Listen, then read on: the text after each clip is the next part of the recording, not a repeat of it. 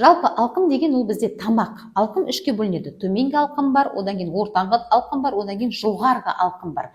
Төменгі алқымнан бізде екі әріп шығады, ол хамза мен және һә әріп. Екеуі де бір жерден шығады, бірақ айырмашылығы неде? Хамзаны біз лақтыру арқылы шығарамыз, һәні біз ентігу арқылы шығарамыз. Бірақ махражы бір жерде орналасқан.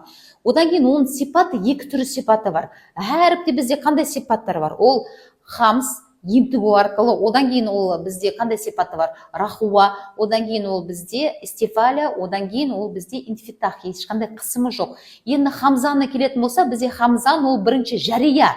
Мысалы, қараңызшы, мына жерде бізде һә әріптің қандай көрініс көріп жатыр? Яғни бізде ашылды деген, азғантай бөлігі ашылуымен, яғни ентігу арқылы бізде не істейді? Қос ішектің аймағы ашылады екен осылай.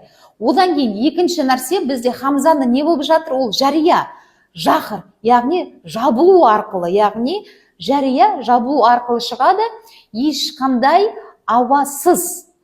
Осыда бізде айырмашылы хамза мен һә әріптің. Сол үшін хамзаны дұрыс шығару үшін біз бірінші оны, яғни лақтырып үйрену керекпіз. И, у, и, у. Егер де біз мысалы Құранды оқитын болсаңыз, Құрайш сүресін оқитын болсаңыз, ли илафи, ол қате болады. Ли илафи. Мысалы, Мағун сүресінде әроайта, ол қате. Әроай. Немесе Фил сүресінен бастайтын болсақ, әлям, ол қате болады. Әлям таро кайфа. Күнде оқып жүргеніміз, біз мысалы бірінші хамзамен бастаймыз ғой. Әузу, көпшілік оқыған кезде оны қалай оқиды? Әузу, ол қате болады. Бірінші хамзаны лақтырамыз. Әузу.